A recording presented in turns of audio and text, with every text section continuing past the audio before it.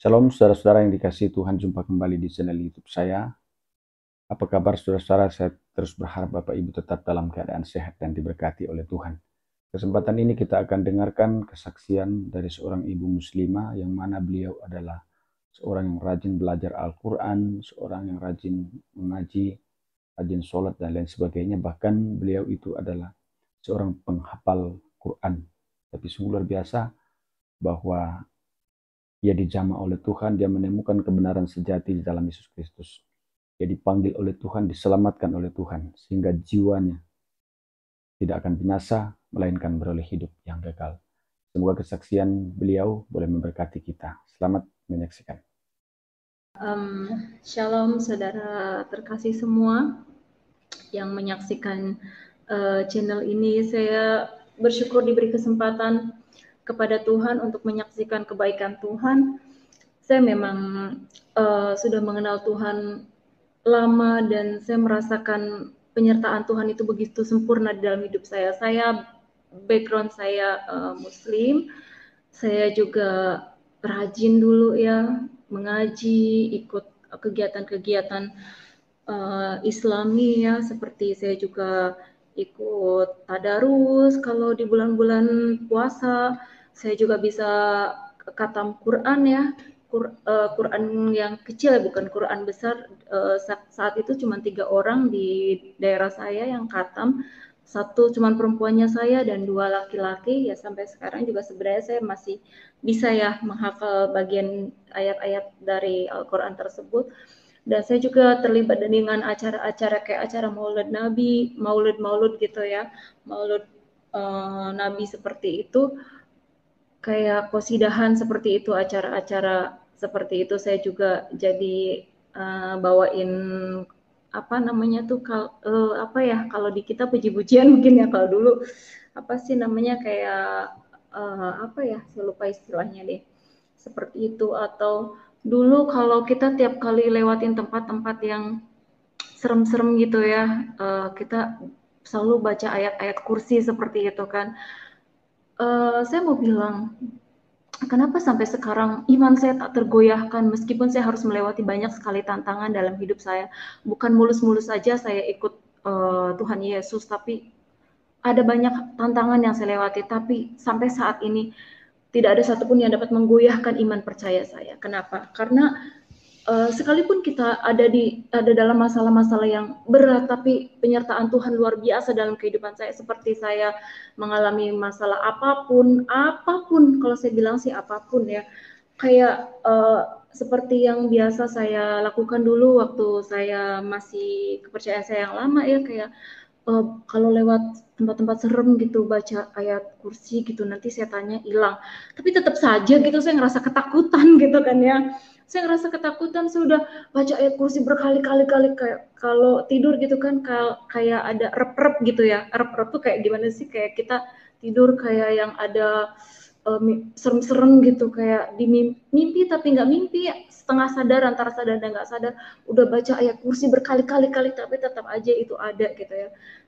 Kayak ayat sampai sekarang juga ayat itu masih saya hafal gitu.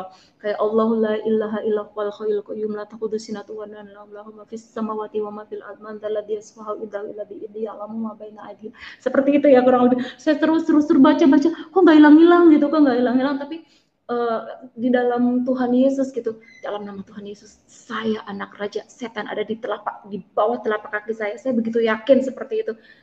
Saya nggak punya rasa takut seperti saya nggak ada ketakutan yang seperti dulu. Kayaknya ada terlalu banyak, bukan masalah hal-hal yang istilahnya goib, masalah persetanan seperti itu saya merasa takut, tapi ada masalah ketakutan yang lain, seperti masalah ketakutan menjalani kehidupan ya. Kalau saya bilang sih menjalani kehidupan, kenapa menjalani kehidupan? Karena di hidup ini kan, di dalam dunia kerja, di dalam dunia sehari-hari, ada banyak orang di luar sana yang mereka merencanakan hal-hal yang jahat untuk kita, sekalipun kita selalu berbuat baik. Di dalam Tuhan saya tidak merasa ketakutan itu. Kalau dulu saya takut, saya takut gitu, saya selalu merasa takut, nanti orang begini, nanti orang begitu, saya nggak mau begini, saya nggak mau seperti itu gitu.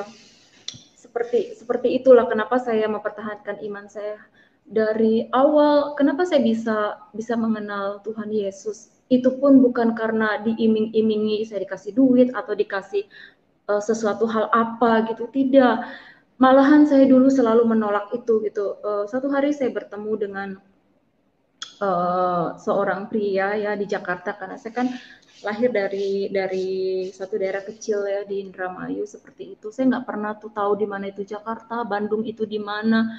Saya nggak pernah kemana-mana. Keluarga saya juga saya nggak punya keluarga yang tinggal di luar kota seperti itu ya. Jadi saya nggak tahu tuh Bandung itu di mana, Jakarta itu di mana. Kalau ada orang gitu ya, tetangga yang habis dari Bandung gitu, ada saudaranya kuliah di Bandung, kayaknya aduh enak banget ya Bandung tuh seperti apa sih gitu ya kan. Tapi di dalam Tuhan Yesus, jangankan Bandung, Jakarta, beberapa negara-negara besar pun seperti Australia, Thailand, Singapura, Malaysia, Macau, Hong Kong, Taiwan, saya pernah singgahi gitu. Saya pernah datang dan berlibur di tempat-tempat tersebut gitu. Tapi bukan ikut Tuhan Yesus itu bukan karena hal-hal yang baiknya saja, tapi satu hal sih ya keselamatan kehidupan ini setelahnya, karena saya percaya dan di Islam juga kan ada ya, ada percaya gitu, ada kehidupan nanti gitu, surga neraka juga ada. Tapi kenapa saya lebih percaya yang Tuhan Yesus, karena ya seperti itu tadi, setelah saya mengenal Tuhan Yesus, ada banyak perubahan-perubahan yang terjadi dalam kehidupan saya gitu. Seperti itu. Jadi saya merasakan betapa baiknya Tuhan di dalam kehidupan saya gitu. Dari yang saya hanya gadis desa yang tidak tahu kemana-mana, saya jadi tahu kemana-mana. Dari yang saya penakut, jadi saya jadi seorang pribadi yang pemberani seperti itu. Jadi perubahan-perubahan seperti itu yang saya rasakan begitu begitu menjanjikan keselamatan. Jangankan di akhirat nanti yang belum kelihatan, di dunia aja penyertaan Tuhan begitu nyata gitu. Kalau dulu saya sholat tahajud ya, saya tahajud, Tuhan, saya berdoa sujud, kadang malam-malam udah dingin-dingin ya, masih ngantuk-ngantuk kan, sepertiga malam itu doanya kan katanya dihijabah Tuhan gitu ya, kayak jam 2, 3 seperti itu ya, di jam-jam tersebut gitu saya harus ngantuk-ngantuk, saya masih harus ambil air wudhu seperti itu kan. Tapi kok saya nggak merasakan, saya dulu ya waktu saya mau sholat tahajud itu, padahal saya pengen hanya hidup saya tenang, hidup saya damai, hidup saya nggak harus yang kemrungsung kata orang Jawa bilang. Tapi ya seperti itulah akhirnya ya saya bersyukur sekali kepada Tuhan Yesus. Tuhan sudah menyelamatkan saya, Tuhan sudah memilih saya, dan saya mau teman-teman semua juga mengalami kasih Tuhan di dalam kehidupan kita, bahwa Tuhan Yesus itu bukan Tuhan yang ada di cuman cerita-cerita. Saya mengalaminya gitu, mengalami itu semua gitu. Kayak saya dulu kenal satu pria, mamanya bilang, Sally, kamu itu ikut Tuhan Yesus gara-gara Jimmy kan? Oh enggak tante, saya ikut Tuhan Yesus karena memang saya merasakan penyertaan Tuhan itu ada. Awalnya saya mengenal Tuhan Yesus itu, saya kenal satu pria. Pria itu suka main lah ke kosan saya, suka ngajak saya, ayo ke gereja gitu. Tapi saya selalu bilang, apaan sih kamu gereja? Saya tuh perginya bukan ke gereja, ke masjid di sono depan kosan saya tuh ada dekat masjid gitu ya. Tapi dia tuh begitu sabar, nggak pernah marah atau nggak bosen-bosennya gitu. Terus juga selalu meninggalkan warta jemaat gitu untuk saya gitu. Jadi saya tuh setiap kali dia pergi, saya tuh baca gitu. Sebenarnya dari dia meninggalkan warta jemaat itu juga saya udah ngerasa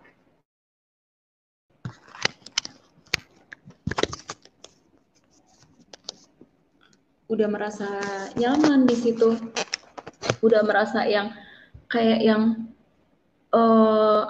ajarannya itu bukan ajaran yang seperti apa ya, seperti yang oh agama lain begini begitu, tapi ajaran berbuat kebaikan, kasih seperti itu, bagaimana kita melewati hidup, bagaimana kita harus berbuat baik dengan sesama gitu, seperti itu. Jadi pada waktu itu saya lanjutkan ke kesaksian bagaimana saya mengenal Tuhan Yesus ya.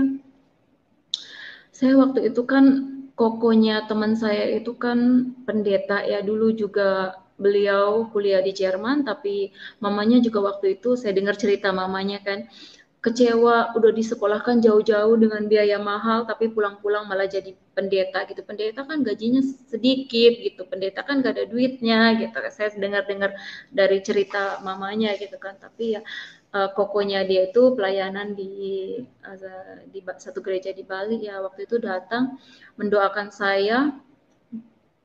Di situ saya dituntun untuk memberi pelepasan gitu, melepaskan. Saya waktu itu tidak ngerti ya apa itu pelepasan gitu. Jadi saya dituntun pelepasan itu ada nggak di hati kamu tuh kayak kekecewaan gitu, kepahitan. Saya juga nggak paham kepahitan tuh apa ya, apa yang pahit gitu. Tapi di situ Koko dan cici iparnya cowok saya itu bilang, iya kepahitan itu kayak ada hal-hal yang kamu kamu sakit hati gitu dengan seseorang gitu. Dan pada waktu itu saya memang kepahitan sekali dengan bapak saya ya. Waktu itu saya ya dia sebut namanya, bilang kalau kamu mengasihi dia, sebut kalau kamu akhirnya ya saya ikuti seperti apa yang pokoknya dia itu apa namanya untuk saya ikuti gitu. Saya bilang ya saya mengasihi bapak saya mengampuni, saya mengasihi seperti itu. Saya terus sampai akhirnya saya muntah-muntah seperti itu. Terus juga kayak di atas kepala saya tuh kayak ada angin ya berputar-putar di atas kepala saya waktu itu. Kayak aku pikir apa kepala saya ditiup-tiup ya, tapi kalau ditiup-tiup kan mungkin anginnya kecil gitu, kalau dua orang yang meniup-niup pun nggak segede ini gitu, tapi saya mau buka mata pun saya rasanya nggak berani gitu kan, saya lagi doakan, saya pikirkan. Jadi ada angin-angin berhembus-hembus gitu. Kemudian ya udah selesai itu saya merasa lega gitu. Terus di hari Minggu mereka pergi ibadah gitu. Saya ditinggal di rumah karena teman saya itu nggak mau pergi ibadah gitu kan. Dia juga di rumah sama saya gitu, karena waktu itu saya tinggal di rumahnya karena kata mamanya dia, di rumah banyak kamar kok, kamu bisa tinggal aja di sini daripada kamu ngekos gitu. Waktu itu saya lagi tidak bekerja dan sedang mencari-cari pekerjaan waktu itu. Kemudian saya tinggal di rumahnya itu, kokonya, cici iparnya, mamanya sama cicinya dia pergi ke ibadah, saya ditinggal berdua. Kemudian saya tiba-tiba saya ingin ke gereja gitu. Saya bilang sama cowok saya, ayolah kita ke gereja. Terus saya kaget gitu kan, dulu kan saya diajak-ajak juga saya selalu marah-marah gitu, apaan sih ngajak-ngajak gitu kan. Kemudian saya bilang, kamu serius ini? Iya benar serius, aku bilang saya mau. Kemudian kan di dekat rumahnya dia tuh ada deket tuh gereja namanya gereja Sungai Yordan, saya ingat GBI Sungai Ya, Yordan. Kami berdua akhirnya ke gereja, terus pulang dari gereja saya kok bisa hafal gitu ya lagu-lagu yang dinyanyikan. Kan ada lagu pujian penyembahan, dulu kan saya nggak ngerti ya apa itu pujian penyembahan, yang penting ada, ternyata orang Kristen itu sembayangnya gampang ya gitu, cuma nyanyi-nyanyi, kan saya seneng gitu nyanyi-nyanyi gitu. Kan kalau saya dulu saya lagi ngantuk-ngantuk, saya harus subuh ya, subuh kan malam kan harus pagi-pagi ya, jam 4 paling siang itu jam 5 gitu ya kan. Saya harus pagi-pagi ngantuk, atau asar atau duhur gitu ya. Kita kayaknya harus ambil air wudhu gitu. Kadang kita kan ya kalau kerja gitu udah pakai make up harus dihapus ambil air wudhu, nanti kayaknya ribet gitu ya. Jadi ikut Tuhan Yesus enak banget ya, saya cuma nyanyi-nyanyi aja gitu. Saya ngerasa di situ begitu sukacita gitu, sampai rumah saya masih nyanyi-nyanyi gitu, saya masih nyanyi-nyanyi sampai kata cowok saya bilang, kamu ini berisik lah, saya mau tidur gitu. Tapi saya nggak peduli gitu, saya nyanyi-nyanyi sungai sukacitamu seperti itu ya, mengalir dalamku. Saya terus nyanyi, terus juga lagu-lagu penyembahan gitu, kayak yang apa ya dulu saya lagu yang Bapa engkau sungguh baik, kasih-Mu melimpah.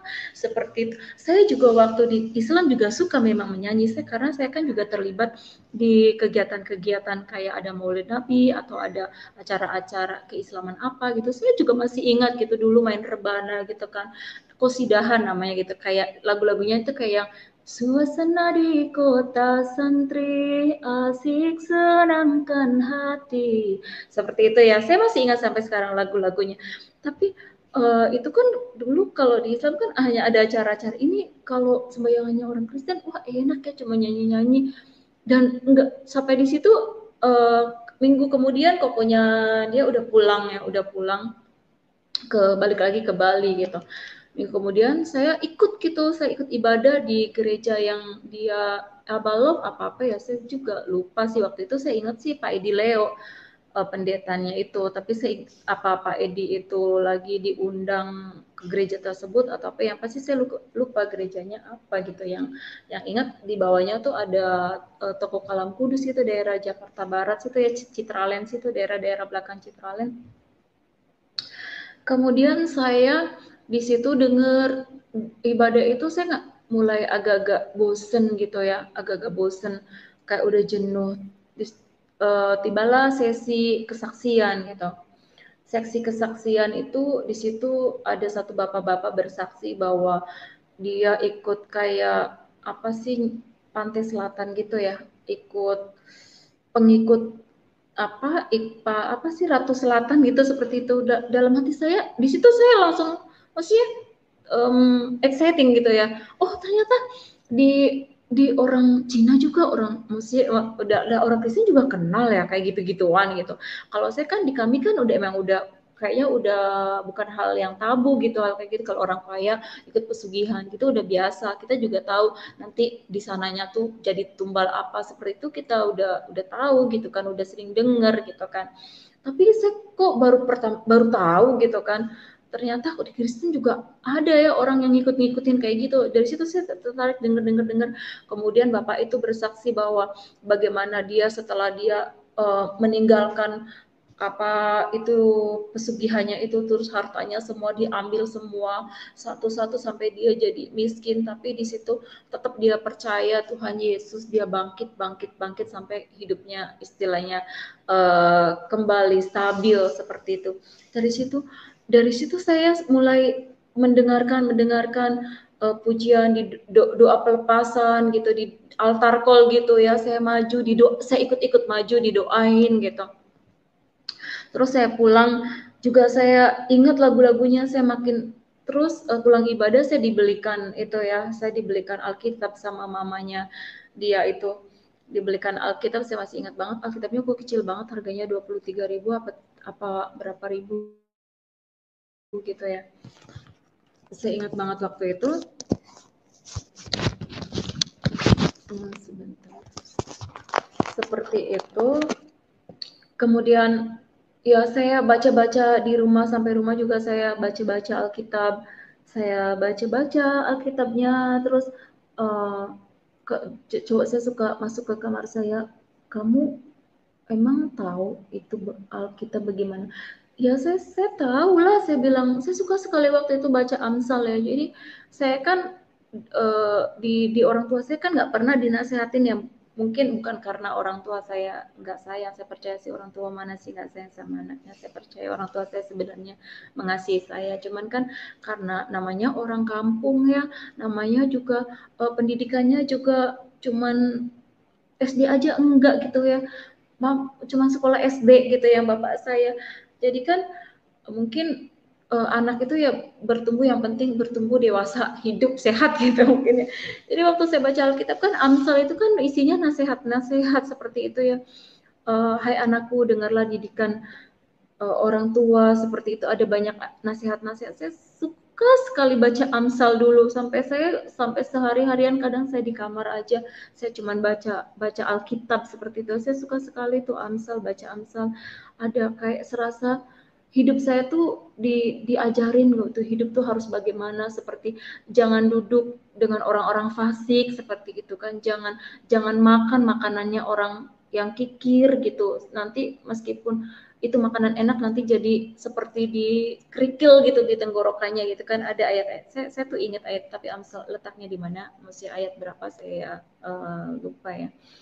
Kan ada kan di kitab Amsal gitu ya. Saya suka sekali baca-baca itu Amsal gitu, daripada kalau ada orang kan mungkin lebih suka Mazmur ya, karena itu banyak yang janji-janji Tuhan gitu kan. Tapi saya tuh lebih suka Amsal karena di situ Amsal tuh nasihat ya, nasihat. Seperti nasihat seorang orang tua nasihatin anaknya seperti itu. Terus satu waktu mamanya bilang, Sele ikut Tuhan Yesus pasti cuma gara-gara Jimmy gitu. Oh enggak tante, saya bilang saya memang mau ikut Tuhan Yesus gitu. Sampai saya sebutkan di situ ada Jiminya, ada mamanya, saya bilang satu biji sesawi, saya bilang yang jatuh akan tumbuh jadi rimbun jadi banyak. Seperti itu juga kalaupun saya harus kehilangan Jimmy, saya percaya saya akan dapatkan yang lain, saya bilang seperti itu kan.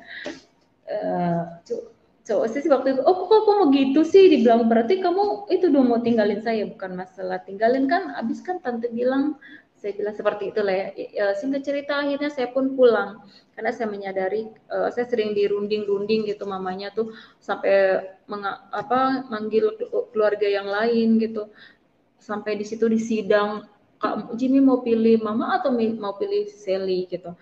Terus ya coba saya sih nggak bisa bilang apa-apa, diem aja, tapi sayanya ya daripada harus jadi keributan gitu ya di tengah keluarga dia, saya pun pulang gitu. Saya pulang karena pun saya waktu itu saya nggak kerja gitu. Saya pulang 3 atau 4 hari kemudian ya, saya lupa waktu itu ya, dia nyusul ke saya gitu, dia ngajak kabur ke Bali waktu itu.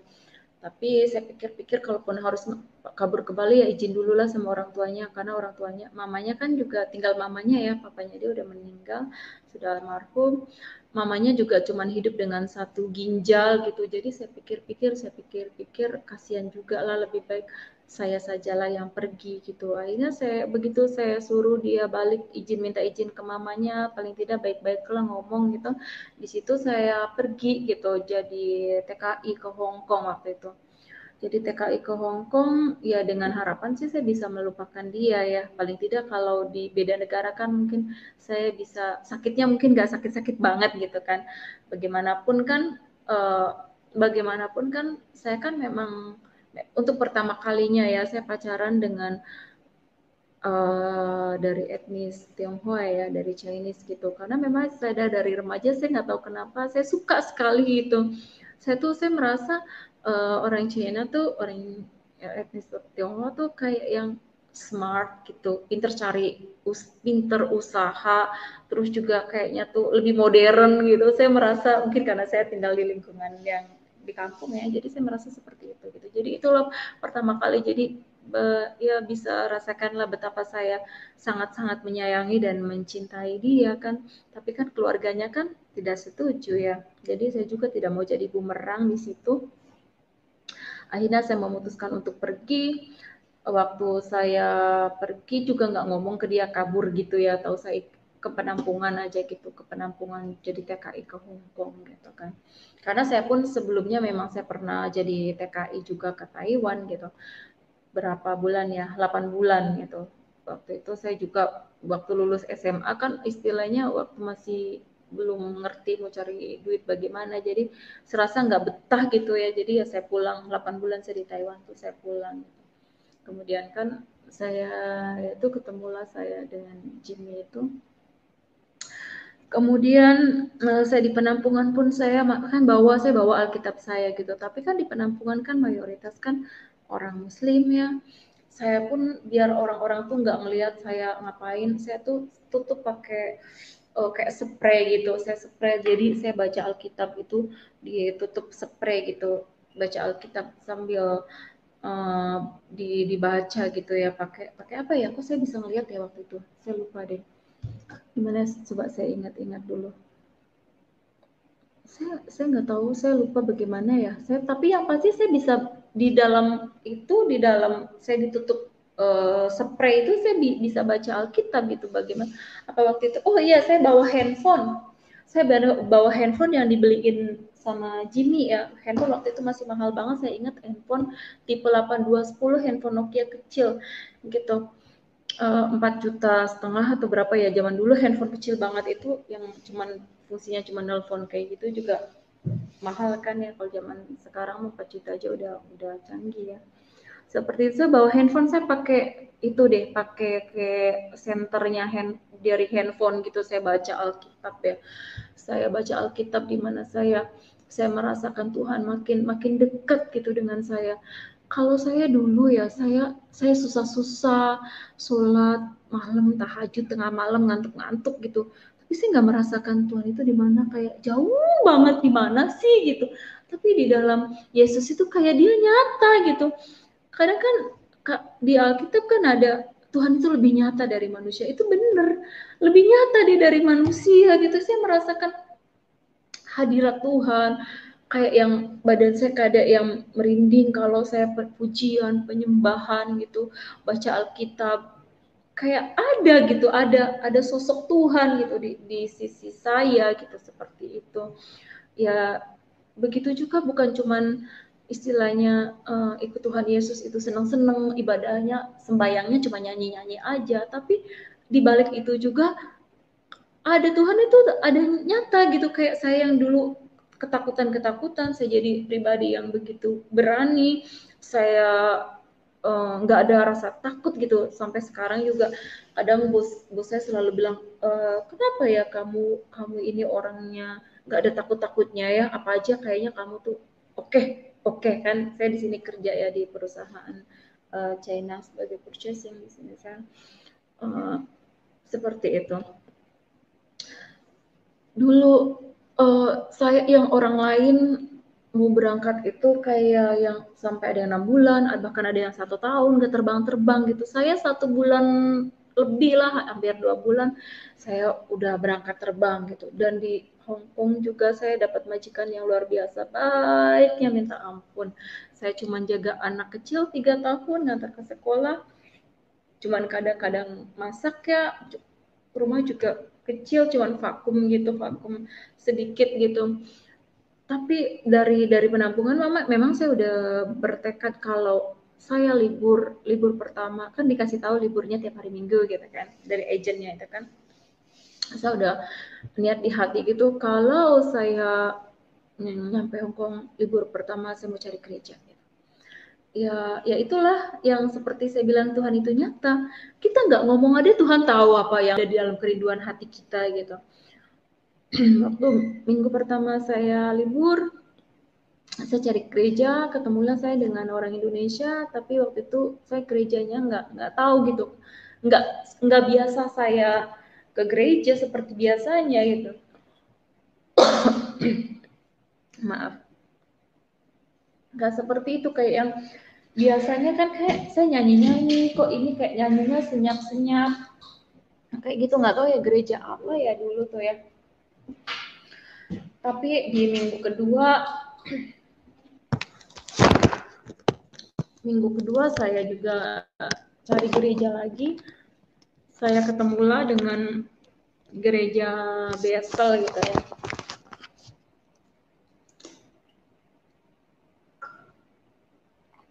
Nah, ketemulah saya dengan gereja Bethel. Dari situ saya juga ikut koma, ikut som. Kita kan di sana kan di Hong Kong ada satu taman tuh. Taman apa ya namanya? Di situ tempat PKI liburan lah. Kan ya ada yang situ kumpul, ketemu teman-teman, makan-makan gitu, rame-rame makan. Tapi kalau orang Kristen di sana kumpul ketemu tuh untuk ibadah gitu, kayak komsel gitu ya, kayak ibadah gitu, kayak ada komunitas sel di situ. Jadi saya juga waktu itu ikut komsel tiap hari libur itu, saya ya itu ikut ikut kegiatan-kegiatan seperti itu ya, doa gitu, doa di taman itu komsel. Terus dibaptislah saya di Hong Kong gitu. Tapi kan Hong Kong waktu itu juga ada SARS ya. Kayak kalau sekarang tuh COVID tuh sama persis kayak sekarang ini virus COVID gini. Tapi dulu namanya SARS. Jadi bos saya itu kena PHK gitu. Akhirnya saya juga pulang gitu. Pas pulang itu dari situ waktu saya di Hong Kong juga saya sering bersaksi gitu sama mama saya, Tuhan Yesus itu baik loh ma, Tuhan Yesus itu begitu baik gitu, baiknya ya saya ngerasa dapat gaji buta gitu di sini ya, kerjanya gampang banget, cuman nganter anak kecil, nemenin main, kayak saya nggak serasa kerja gitu, saya serasa main gitu, tapi dapat duit banyak gitu, saya ngerasanya tuh dulu seperti itu. Kamu jangan Tuhan Yesus Yesus aja lah, kamu saya kan orang tua saya haji gitu, mama saya selalu bilang seperti itu. Jadi pas saya datang itu mama saya kena sakit kusta, itu kejadian sekitar berapa tahun yang lalu ya, udah lama banget ya, 2000 berapa sih saya ke Hong Kong, mungkin udah 15-an tahun yang lalu, mungkin ya 15-an tahun yang lalu, sakit kusta gitu, mama saya sakit kusta, yang iya saya mau mati aja, saya mau bunuh diri aja, minum baygon aja gitu ya. Terus saya bilang, mama percaya nggak Tuhan Yesus itu bisa sanggup menyembuhkan? Iya udahlah, apa aja lah, siapa kayak Yesus mula, siapalah yang penting sembuh gitu. Ya udah ikutin saya bilang, ya saya tuntun lah mama saya menerima Tuhan Yesus sebagai Tuhan dan Juru Selamat saya, seperti itu ya. Saya tuntun mama saya. Waktu itu kan Tiberias tuh lagi boomingnya ya, dulu ada acara di TVRI gitu. Di acara TVRI gitu, saya sekedar nonton, mama lihat tuh orang Kristen tuh ibadahnya seperti itu tuh, cuma nyanyi aja. Saya bilang ikut nggak? Jadi waktu itu saya bawa mama ke Jakarta ya, saya kan nggak tahu kalau di Indramayu juga ada gereja ya waktu itu. Tahu sih waktu SMP kan, SMP saya tuh depannya tuh gereja, tapi kan istilahnya enggak seperti yang di TV itu gitu. Kayak di TV itu kan kayak ada orang apa gitu disembuhkan dari apa gitu kan. Udah, jadi saya ajak mama saya lah kan di layar monitornya itu kan ada kan di mana tempatnya. Waktu itu saya pergilah ke gereja Tiberias Duta Merlin yang di Carrefour itu di Gajah Mada ya. Saya bawa mama saya ke situ.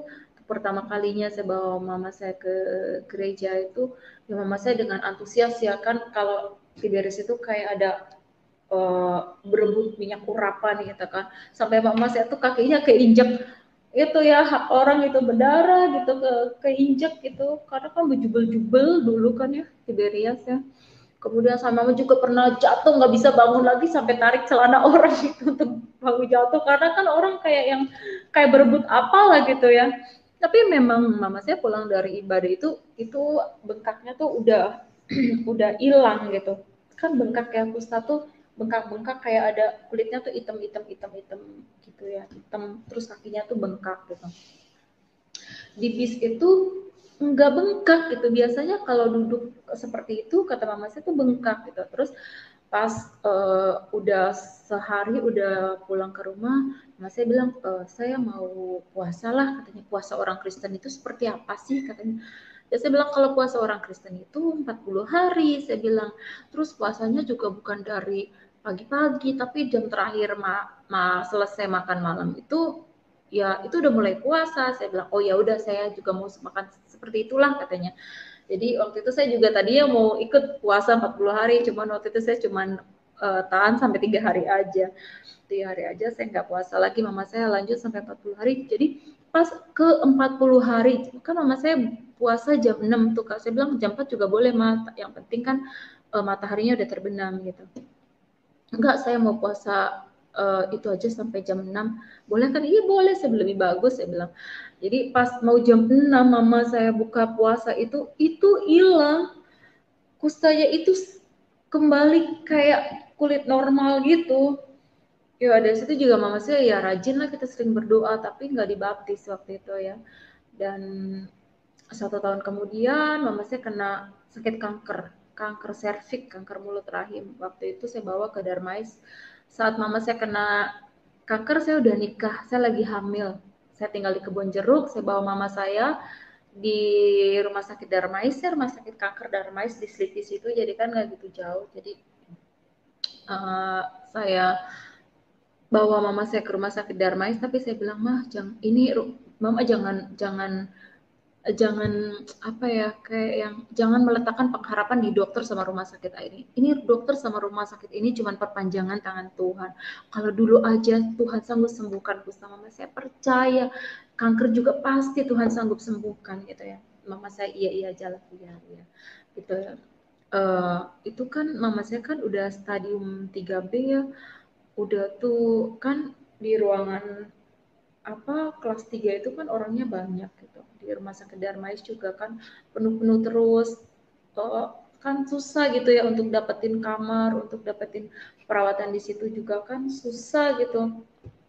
Tapi ya puji Tuhan, penyertaan Tuhan ya luar biasa, dipermudah semuanya. Mama saya melewati semuanya, bisa kemo berapa kali ya, 20 entahlah 25 kali, entah berapa kemo sama laser itu, di laser itu. Terus juga di situ saya juga ketemu anaknya Pak Pendeta Pariaji itu ya, di lobi bawah. Mungkin beliau juga habis doain orang sakit kali kan, kalau ciri khasnya Tiberius itu bawa tentengan itu ya, minyak sama anggur itu ya. Oh ini dari gereja itu tuh, gitu kan. Ya saya, Pak, saya bilang saya minta didoain lah, mama saya ada di atas lagi dirawat. Saya bilang, ya sakit apa? Katanya sakit itu kanker, saya bilang, terus didoain lah. Dari situ ya puji Tuhan lah, ya mama saya bisa melewati kan kemo tuh, orang kan nggak bisa makan, rambutnya rontok-rontok gundul. Mama saya nggak sampai gundul gitu rambutnya, ya memang rontok sih, tapi nggak sampai habis pelontos gitu. Terus ya nggak ngedrop gitu kan. Kalau habis di kemo itu kan nggak mau makan gitu, tapi mau makan yang asam-asam ya.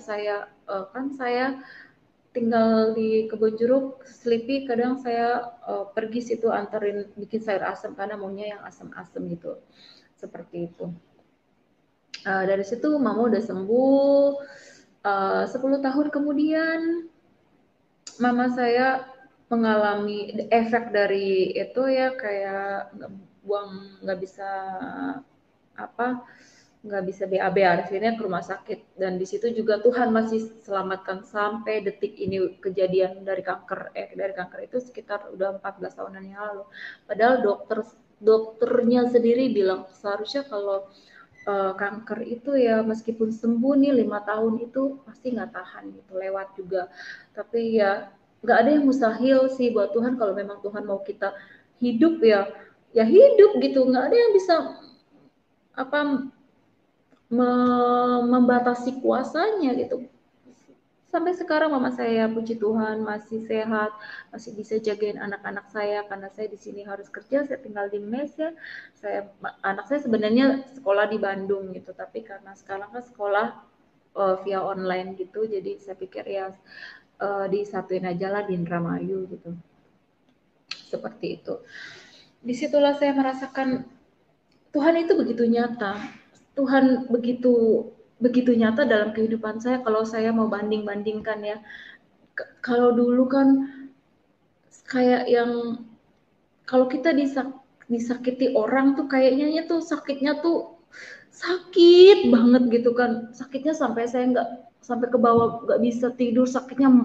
Gimana sih kalau orang nyimpan amarah tuh sebenarnya nggak nyaman ya, nggak ada damai sejahtera gitu, kayaknya benci banget, marah hari-hari kan jadi kacau kan. Kalau hati kita ada simpan marah kan jadi kacau gitu kan, kayak mau ngelakuin apa aja jadi kacau gitu kan gitu. Tapi sekarang di dalam Tuhan gitu kan, karena kita kan di Alkitab itu kan dinasehatin. Kalau saya meskipun dulu sekalipun saya pinter baca Al-Quran, tapi saya nggak ngerti artinya gitu kan. Kalau sekarang kan saya baca Alkitab ya saya tahu gitu, kalau di Alkitabnya bilang gitu, jangan marah, kalau hidup orang fasik itu enak gitu kan, tapi dia akan lisut seperti rumput, seperti itu kan. Jadi kayak saya tuh kayak dikuatkan gitu, kayak yang gimana sih, kayak jangan berbuat jahat, kayak kita punya ada border gitu ya, ada apa namanya sih, ada batasan lah, dimana kita uh, jangan berbuat seperti ini, berbuat seperti itu. Meskipun kita terkadang kan ya seperti yang di Alkitab bilang, daging roh memang penurut tapi daging ini lemah gitu kan. Terkadang kan kita pengen juga ya berbuat yang baik, hidup hidup yang baik seturut Tuhan. Tapi kadang kan daging kita juga ada kalanya kita kan terjatuh dalam perbuatan daging. Tapi karena kata Tuhan jangan berbuat seperti, dan kita kan ada batas. Oh iya, kata Tuhan kan tidak boleh. Jadi kan kita cepet-cepet tarik balik gitu ya diri diri kita. Kayak dulu saya, setelah saya rumah tangga saya itu seperti itu ya, suami saya tuh selingkuh, suka mukul, akhirnya saya kabur. Saya juga kabur ke Jogja tadinya ya, ada pembantu saya tuh suaminya kerja di Jogja, jadi saya ke Jogja gitu. Karena saya kan nggak punya keluarga yang tinggal di luar kota ya, jadi saya susul lah pembantu saya di Jogja gitu. Saya bawa anak saya, waktu itu masih kecil-kecil, masih belum ada setahun lah anak saya yang kecil itu. Saya bawa anak saya 2 gitu ke Jogja. Di situ saya tinggal 6 atau 8, 6 apa 7 bulan gitulah di Jogja. Lama-lama duit saya habis. Akhirnya teleponlah teman saya, bilang kamu mendingan ke Batam gitu. Batam ada satu yayasan di situ, yayasannya orang Amerika, dia bilang, tapi gerejanya ada di Singapura gitu. Teman saya itu juga sama, dulunya Muslim, tapi dia ikut pelayanan di gereja di Singapura, di gereja tersebut ada yayasan di Batam gitu. Jadi waktu itu saya dari Jogja, saya beli tiket ke Batam gitu. Saya hanya bermodalkan alamat dan nomor telepon tersebut. Saya pergi ke Batam dengan anak saya yang masih kecil-kecil waktu itu. Udah nyampe di Batam juga, ternyata tidak sesuai dengan ekspektasi saya, yang katanya ada yayasan yang bisa melindungi keluarga yang bermasalah gitu. Padahal waktu itu saya sangat-sangat membutuhkan pertolongan, tapi karena anak saya masih kecil dan nangis mengganggu yang lain katanya, jadi saya harus keluar. Padahal saya nggak tahu sama sekali, tahu Batam aja nggak pernah, membayangkan Batam itu seperti apa juga saya nggak pernah. Tapi saya harus keluar dari yayasan itu dan saya nyari kosan. Dapatlah saya kosan satu petak kecil, mau julurin kaki aja rasanya nggak mentok itu saking kecilnya gitu. Seperti itu.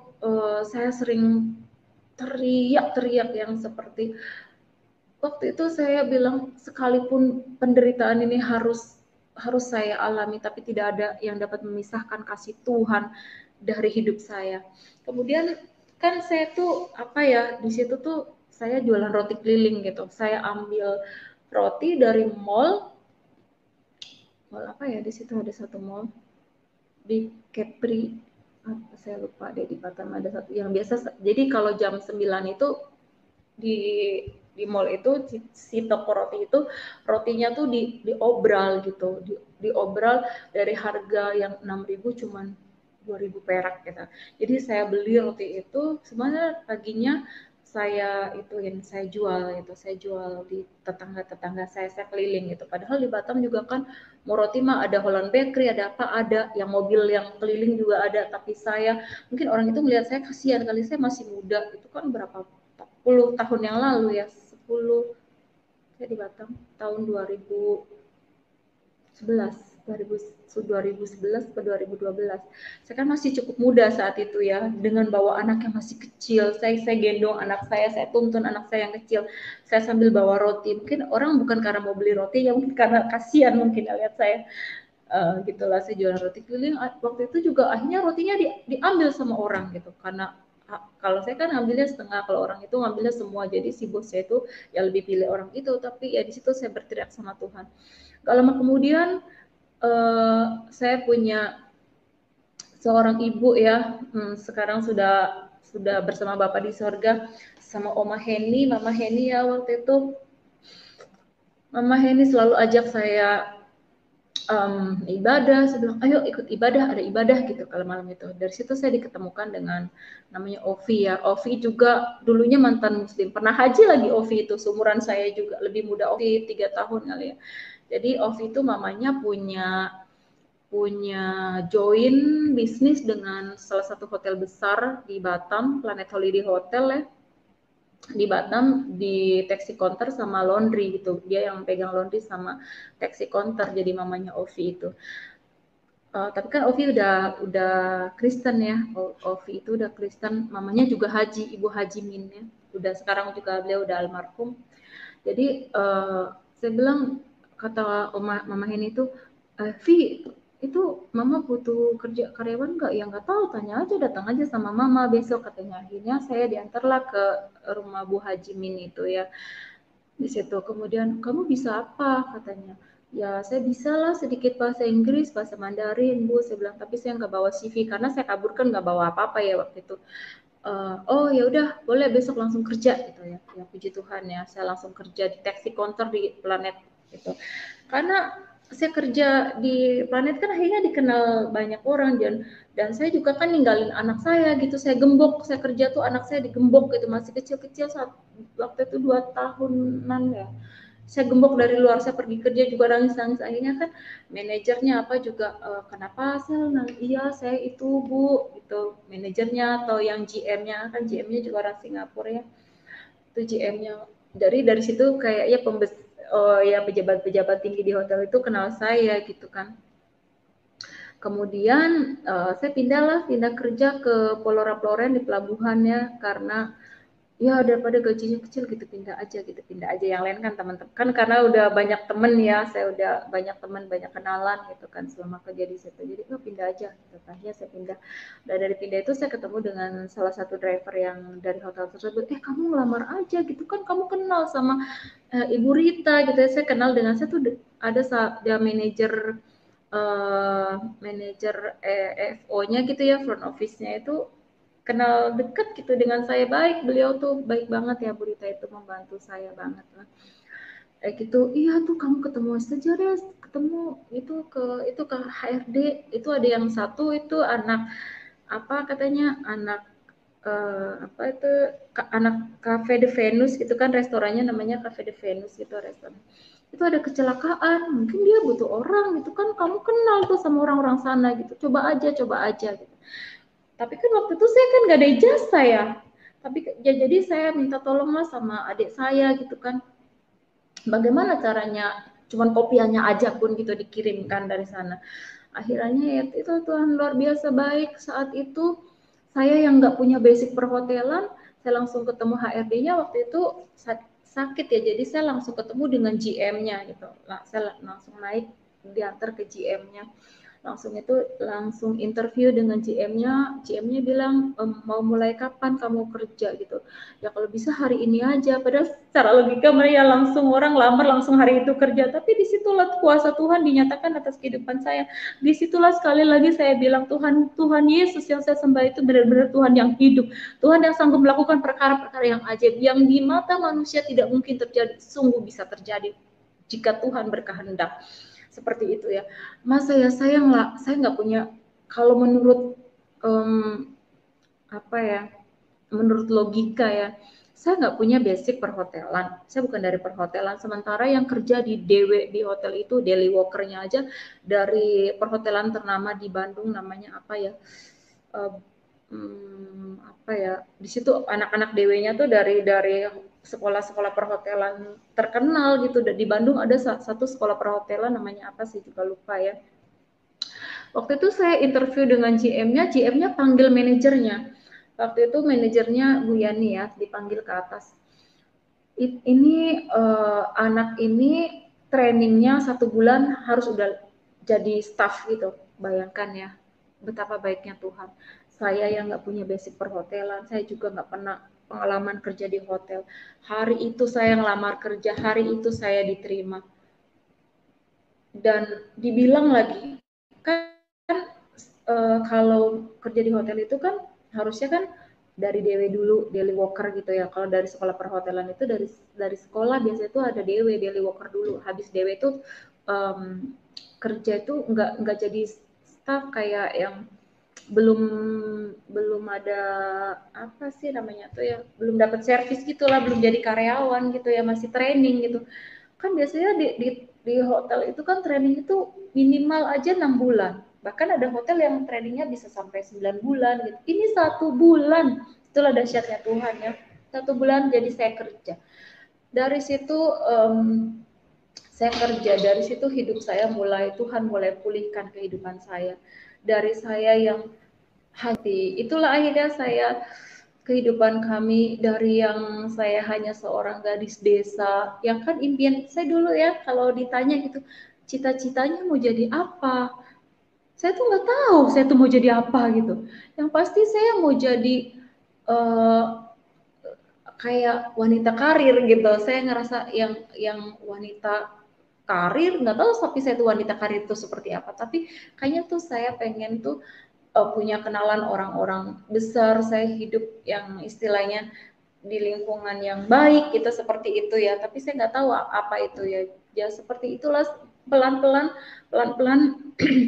sepertinya setelah saya kenal Tuhan Yesus ini mulai diwujudkan gitu harapan-harapan saya yang dari nggak tahu apa-apa gitu kan, saya bisa dari saya ngekos yang aduh, buat yang julurin kaki aja nggak sampai. Kemudian saya juga pernah ngekos di tanah, kamarnya itu bawahnya tanah, jadi saya tidur itu harus apa ya namanya tuh, bekas kayu-kayu gitu tuh namanya apa ya, kalau di kemarin itu saya suka beli itu namanya, itu ditumpuk itu jadi kasur saya, kayu-kayu itu yang kayu-kayu yang bekas ekspor gitu ya, kita kan ada kayu tuh, papan-papan kayu gitu ya, itu terus cuman di sama di gereja itu dikasih satu alas yang udah lapuk banget gitu, seperti itu. Tapi ya saya masih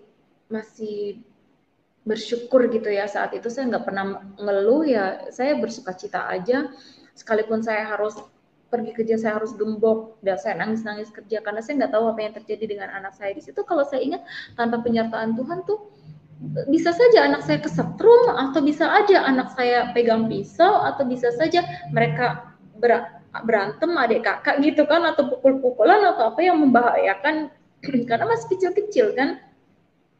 Tapi di situ selama 3 bulan ya saudara, saya gembok anak saya waktu tiap kali saya kerja gitu. Jadi saya tuh kalau kerja itu kan, kalau shift pagi itu dari jam 7 sampai jam 3, istirahat antara jam 11 sampai jam 2. Itu saya tuh nggak makan, saya pulang masih suapin anak saya. Pokoknya susu itu harus berderet-deret lah, yang penting susu itu nyetok banyak gitu di kamar itu. Seperti itu. Sampai akhirnya saya udah kerja di hotel, 3 bulan saya kerja di hotel itu, saya kenal dengan seseorang gitu ya. Karena kan saya kerja di hotel berbintang 4 ya, di situ banyak orang-orang asing dari perusahaan-perusahaan asing, kebanyakan dari perusahaan offshore ya, perusahaan-perusahaan kapal gitu. Jadi saya kenal dengan orang Semarang waktu itu ya, dia, tapi mamanya juga nggak suka gitu karena katanya anak saya lajang, kamu kerja dengan janda nggak jelas gitu, gajinya dolar gitu kan. Tapi selama saya pacaran dengan pria tersebut, saya tuh dibeliin motor, dibeliin mobil, saya diambilin pembantu dari kampung gitu, saya dikontrakin satu rumah besar gitu, istilahnya saya hidup saya sudah sangat nyaman saat itu ya. Itulah istilahnya, Tuhan itu luar biasa, dahsyat banget ya. Tapi pun saya harus kehilangan dia karena mamanya juga nggak setuju gitu ya. Ya saya tetap bersemangat mengikut Tuhan, meskipun saat ini orang yang mengajak saya ke Batam itu akhirnya nikah dengan orang Muslim dan ikut Muslim, tapi saya percaya di dalam hatinya kasih Tuhan yang pernah ada di dalam hatinya kembali menggerakkan untuk mengingat kasihnya kepada Tuhan Yesus, karena dia juga dulu pelayanannya aktif di gereja gitu, akhirnya nikah dengan Muslim ya, akhirnya ikut Muslim lagi gitu, balik ke Muslim lagi. Saya percayalah kasih Tuhan yang pernah tinggal di dalam hatinya kembali menggerakkan dia untuk kembali kepada kasih Tuhan gitu, karena kasih Tuhan saya merasa sampai akhirnya sekarang sama dia sih dia salah paham karena saya dengan saya gitu. Saya bilang kita kan pernah sama-sama di Muslim ya, kita pernah ya gimana lah di Muslim itu kehidupan kita, bukan masalah kehidupan yang secara finansial ya, tapi bagaimana hidup ini kalau saya rasakan kan bukan sekedar agama itu kan bukan sekedar kayak yang satu doktrin atau satu satu cover, tapi saya ngerasa agama itu ada satu sosok yang berkuasa di dalamnya, di mana kita bisa menitipkan diri kita untuk agar diri kita tuh nyaman gitu, agar kita tuh dijaga, dipelihara gitu. Kalau dulu kan kita ibadah, sembahyang, baca Al-Quran, tapi saya nggak tahu gitu. Sampai-sampai saya juga kan pernah ditawarin, kan saya juga setelah saya resign dari hotel itu, saya kan part time ya di Singapura. Saya pernah part time di rumah sakit Tan Tock Seng sebagai caregiver, ngerawat pasien yang jagain pasien yang nggak ada keluarganya, nggak bisa jaga gitu. Sebenarnya di rumah sakit Singapura itu nggak perlu jaga juga, karena memang perawatnya kan memang benar-benar 24 jam ya jaga ya. Cuman ada orang-orang kaya kan tetap mau dijaga gitu keluarganya. Saya kerja di situ kan, tanya kan agama kamu apa dan segala macamnya kan. Orang Singapura kan lebih fanatik ya muslimnya tuh. Ya saya bilang, iya saya juga dulu muslim tapi saya sekarang Yesus. Oh terus kalau kamu mau balik lagi ke Islam gitu ya, kamu menjadi bagian dari keluarga kita dan kamu jadi warga negara Singapura. Tapi saat itu saya nggak tertarik. Saya bilang terima kasih atas tawarannya. Sebenarnya saya juga ya pengen ya, siapa yang tidak rindu ya jadi warga negara Singapura gitu.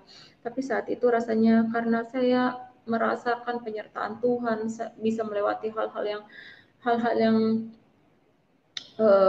seharusnya saya tidak mampu melewatinya, tapi Tuhan mampukan saya untuk melewatinya gitu. Jadi rasanya terlalu terlalu terlalu murah kalau saya jual Tuhan saya untuk hal yang seperti itu gitu ya. Seperti itu. Jadi saya pun akhirnya enggak, seperti sekarang juga kan ada yang nawarin, mau temen SMA saya ya, temen kakak kelas sih gitu. Kalau kamu mau jadi istri kedua saya kasih kamu mobil, tapi kamu balik lagi ke Islam, saya kasih kamu jatah bulanan, gak usah kerja, mau kerja boleh, mau nggak kerja boleh. Tapi saya percaya bukan dia yang mau bawa balik saya ke Islam, tapi saya percaya Tuhan Yesus saya yang sanggup menjamah hatinya untuk dia mengalami kasih Tuhan Yesus seperti saya mengalami kasih Tuhan Yesus, karena saya tahu dia itu orangnya sebenarnya baik banget. Saya kenal dia baik banget gitu ya. Dan saya percaya Tuhan Yesus juga menjamah kehidupannya seperti Tuhan Yesus menjamah kehidupan saya. Saya rindu teman-teman saya yang belum mengenal Tuhan Yesus bisa mengalami kasih Tuhan Yesus, karena Tuhan Yesus itu bukan hanya sebutan, tapi itu Tuhan Yesus itu pribadi yang nyata. Secara logika saya sudah 12 tahun jadi single parent ya. Saya nggak pernah kekurangan, anak saya bisa disekolahkan ke sekolah Katolik yang ya tahu sendiri ya, sekolah Katolik itu kan nggak murah ya. Sekolah Katolik itu SPP-nya aja di atas 1 juta gitu, apalagi uang masuknya, apalagi yang perentil-perentilannya. Tapi Tuhan mencukupkan semuanya itu gitu. Sampai saat ini seumur saya kan udah 40 lebih ya. Teman-teman kerja saya umurnya masih 20 tahun, masih berapa gitu. Dan partner saya yang jadi penerjemah juga karena mereka pernah sekolah di Taiwan atau sekolah di China sana. Tapi saya pernah jadi TKW ke Taiwan yang cuma 8 bulan. Orang nggak ada yang percaya saya pernah cuma 8 bulan. Pasti disangkanya tuh 5 tahun atau berapa tahun, karena nggak mungkin gitu cuma 8 bulan bisa jadi penerjemah gitu.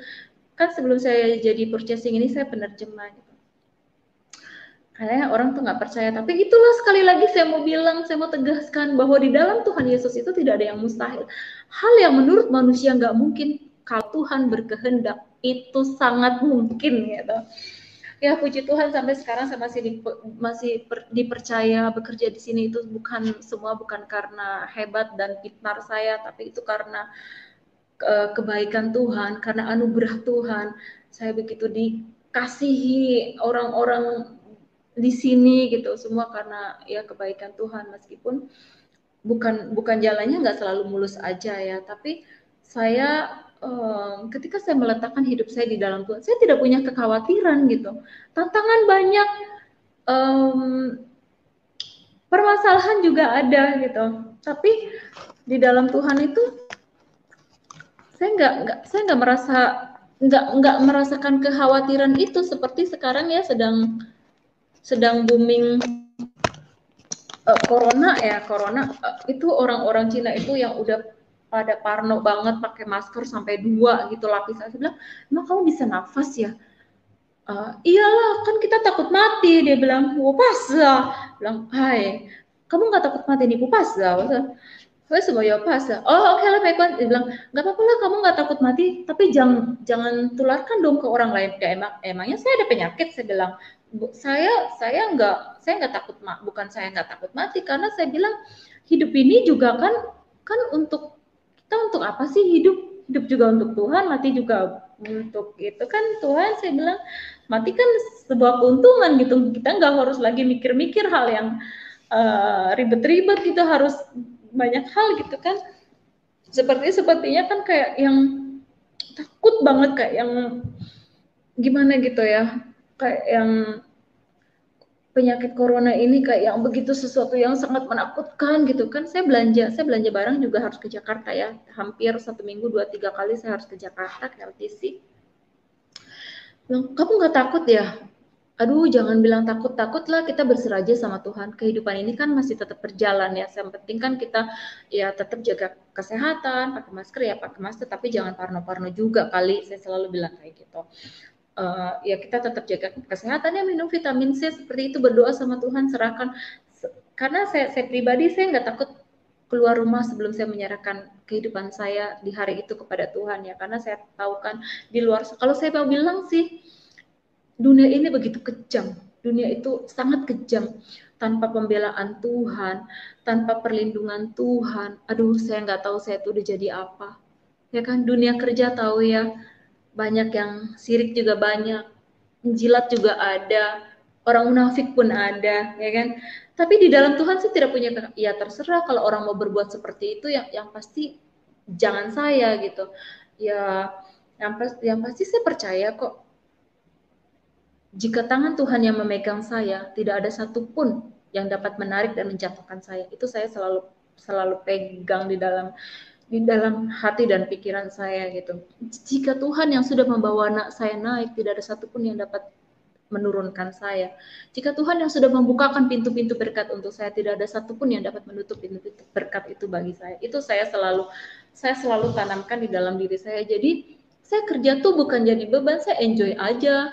Mau orang mau berbuat apa, mau orang ngomong apa, yang penting saya melakukan pekerjaan saya menyerahkan hidup saya kepada Tuhan. Saya melakukan, saya minta campur tangan Tuhan, itu penting banget. Saya minta hikmat Tuhan, karena ya itu tadi ya, secara logika saya juga kan nggak pinter-pinter banget juga ya bahasa Mandarin, apalagi saya baca tulis juga nggak bisa gitu kan.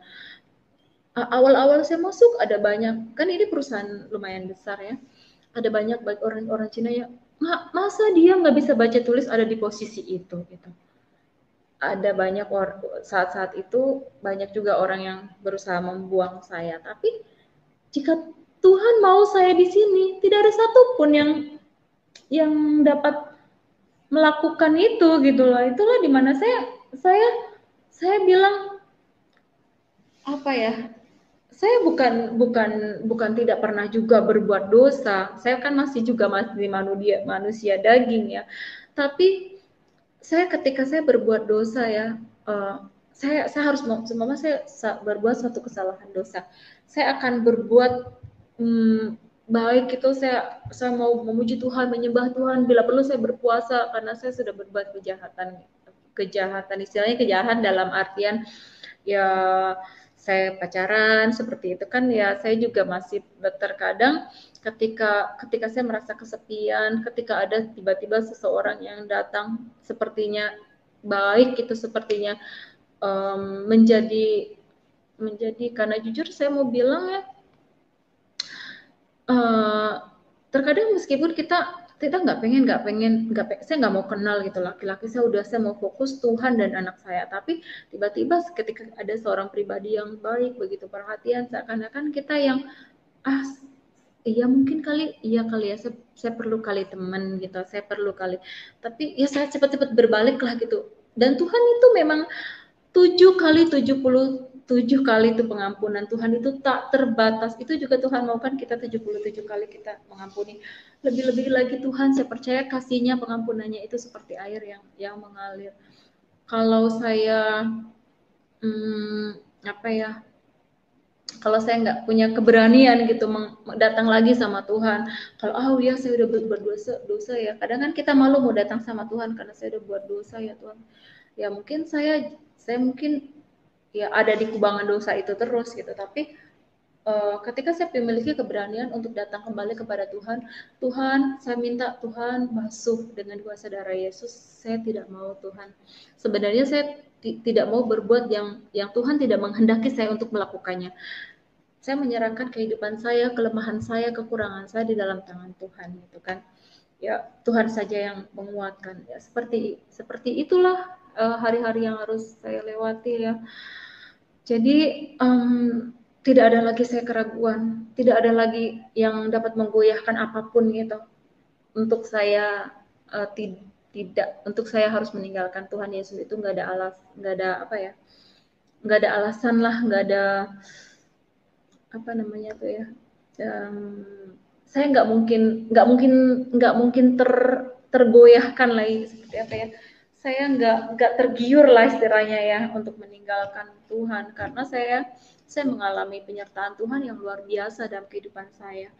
Saya mengalami hal-hal yang kayak saya kan dulu suka dipukul ya sama mantan saya sampai mata saya tuh jadi kayak gini, apa ya, kicir-kicir gitu ya. Dia karena pembuluh darah saya, nerve it apa, dia lengket dengan saraf ya, saraf muka nomor 7, pembuluh darahnya itu ya, blood vesselnya itu ya, apa pembuluh darah ya, pembuluh darahnya itu di sini saya pernah operasi. Saya pernah operasi di sini di belakang kepala saya karena ya itu terjadi pelengketan, jadi mata saya gini gitu. Tapi itu juga Tuhan waktu saya pulang dari yang saya selama tinggal di Australia itu dahsyat dan luar biasanya Tuhan. Orang Australinya sana aja kalau yang kuliah itu paling digaji itu berapa ya, $12 itu udah tinggi ya, $14. Saya digaji sama loh dengan warga Australianya saya sana. Saya waktu itu dibayar $24 ya 1 jamnya. Jadi waktu itu saya 1 atau 2 bulan ya saya kerja di apa sih namanya tuh ya, kan ngumpulin kayak sumbangan gitu dari orang. Di situ ada satu yayasan Katolik ya, saya kerja di situ, namanya apa saya lupa ya. Itu saya buat dari situ aja saya udah bilang sama dokternya nggak bisa gitu, karena kan harusnya operasi itu kan 120 juta ya, operasi ini namanya hemifacial spasm ya. Jadi di kepala saya itu harus dibor, ditaruh bantalan gitu, karena kan dia lengket, jadi harus direnggangin, dikasih kayak spons gitu. Itu biayanya 120 juta. Tapi sekali lagi Tuhan itu sungguh luar biasa baik. Kebaikannya tidak bisa diucapkan dengan kata-kata, luar biasa baik yang tak terbatas gitu. Sebesar apapun saya nggak tahu lah, karena yang harusnya operasi 120 juta, yang saya aja cuman punya uang waktu itu berapa ya, 50 juta apa 60 juta yang dari Australia itu aja kata dokternya nggak bisa, karena paling kalau disubsidi itu paling banyak 30 juta gitu. Dari 30 juta kalau saya punya 70 aja 7 lebih baru 10, masih kurang 20 juta gitu. Tapi kata dokternya udah bikin aja surat kemiskinan gitu. Saya pun udah bikin surat kemiskinan, tapi nggak bisa di-cover karena katanya kan ini kan termasuk kecantikan ya, bukan penyakit. Jadi apa sih nggak bisa di-cover, asuransi BPJS juga nggak bisa cover gitu karena termasuk kecantikan katanya. Tapi ya kata dokternya dijadwalkan untuk operasi waktu itu ya pergilah saya sama anak saya aja, waktu itu pergi sama anak saya. Tapi sebelum pergi itu saya udah hopeless ya, karena satu dokternya aja nggak mau gitu, nggak mau harus 80 ya minimal yang harus saya ada pegang uang 80 juta gitu untuk bisa dioperasi. Ya jadi saya udah, ya sudahlah Tuhan, kalau memang saya harus seperti ini, saya hidup saya mau mengabdi aja lah sama Tuhan. Mau Tuhan kasih saya makan, ya ya makanlah. Nggak mungkin, kata Tuhan kan bunga bakung aja Tuhan pelihara, burung di udara Tuhan pelihara, bunga bakung yang nggak pernah meminta Tuhan dandani dengan sedemikian cantiknya. Saya punya iman, oke sudahlah Tuhan, Tuhan mau buat apalah sama hidup saya, buatlah gitu. Tapi di saat saya berserah, ya itulah selalu tiba-tiba saya ditelepon dari rumah sakitnya, suruh datang ke Surabaya. Saya pergi naik kereta ya sama anak saya. Di situ juga udah nyampe ke sana, salah satu dokternya nggak mau, katanya kan harus ada tanggung jawab, mau operasi ini kan harus ada yang tanggung jawab, siapa yang bertanggung jawab, ini kan anak masih kecil gitu, masih umur 13 tahun, bagaimana bisa tanggung jawab untuk operasi gitu kan. Tapi ya akhirnya juga saya bilang ya terserahlah dokter, saya punya cuman anak saya nggak punya keluarga di sini, ya kalau dokter mau operasi ya operasi, kalau nggak mau ya sudah gitu kan. Tapi akhirnya pun dilaksanakan operasi gitu ya. Setelah operasi saya tinggal 3 hari ya, di operasi itu udah selesai. Di situ kemudian pas mau pulang saya ke bagian kasirnya, di situ kata kasirnya gratis gitu, nggak usah bayar. Bagaimana bisa bilang Tuhan itu nggak nyata dalam kehidupan saya? Bagaimana mungkin saya, memang sih saya saat ini saya nggak punya harta yang berlimpah, atau saya nggak punya jabatan yang wow gitu, tapi hidup saya merasa hidup saya sangat-sangat dipelihara gitu. Saya nggak, apa ya, Tuhan tuh selalu ada gitu di hidup saya. Bahkan kayak kemarin saya kesaksian juga ya kan, kan di sini kan saya juga belum ada 1 tahun ya saat ambil rumah itu, saya malahan baru 5 bulan kerja di sini. Tapi apa sih, Tuhan itu begitu menolong. Bosnya mau tolong saya bikinin bikinin apa sih, kerja permanen gitu, sertifikat permanen. Bosnya yang mau stempel tanda tangan gaji saya, padahal kan saya gajinya kan gak lewat HRD ya, saya kan langsung direct dengan orang Cinanya.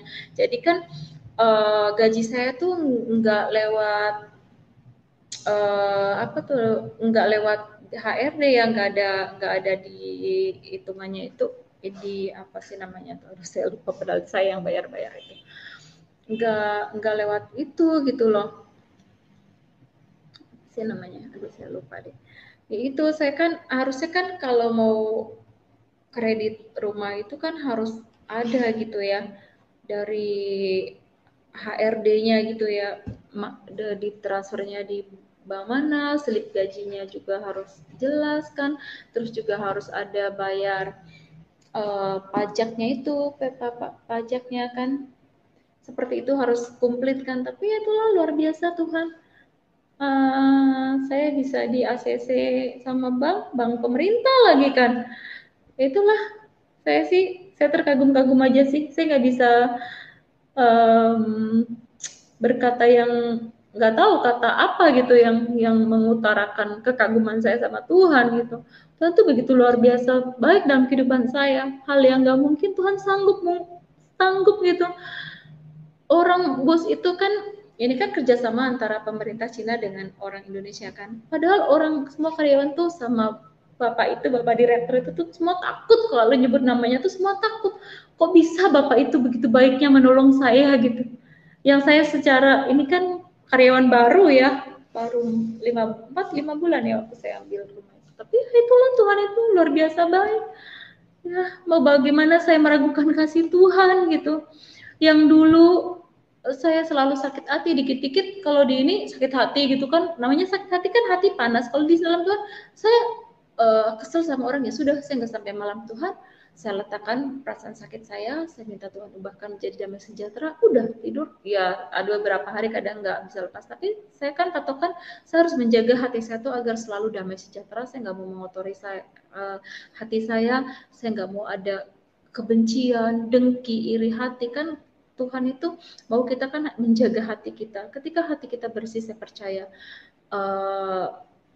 apapun kebutuhan kita, apapun keperluan kita, Tuhan cukupkan.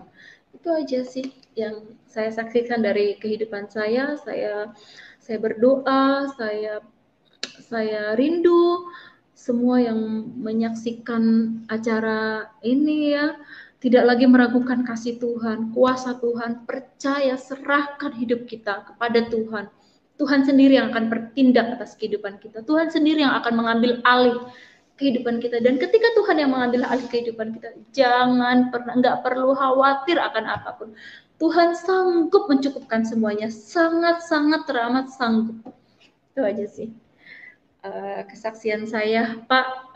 Saya kembalikan kepada Bapak karena ya saya rasa sudah. Iya, puji Tuhan teman-teman. Kalau bukan Tuhan yang menggerakkan mereka, kalau bukan Tuhan yang membawa mereka, tidak mungkin ya seorang anak Tuhan ini bisa meninggalkan agamanya, bisa meninggalkan imannya, bisa meninggalkan Tuhannya. Tetapi karena Tuhan Yesus, ajaib. Tuhan Yesus itu luar biasa.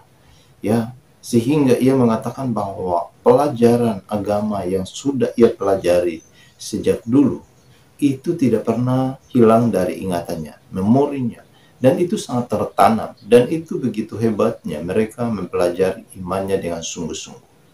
Jadi kalau bukan Tuhan yang menggerakkan hati mereka, tidak mungkin.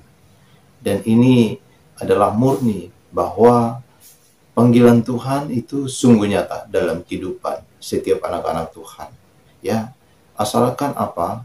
Kita mau peka dan membuka hati kita untuk melihat peluang, kesempatan Tuhan berikan bagi kita semua. Puji Tuhan teman-teman, biarlah melalui kesaksian ini, Tuhan terus memberkati dan menolong saudara sekalian. Demikian kesaksian dari Ibu ini, saudara-saudara. Semoga memberkati kita, menguatkan kita, memberi kita semangat supaya kita semakin teguh dalam Tuhan, semakin kita sungguh-sungguh hidup di dalam Tuhan. Karena kita sebagai orang Kristen adalah orang-orang yang sudah diselamatkan oleh Tuhan. Tuhan Yesus memberkati.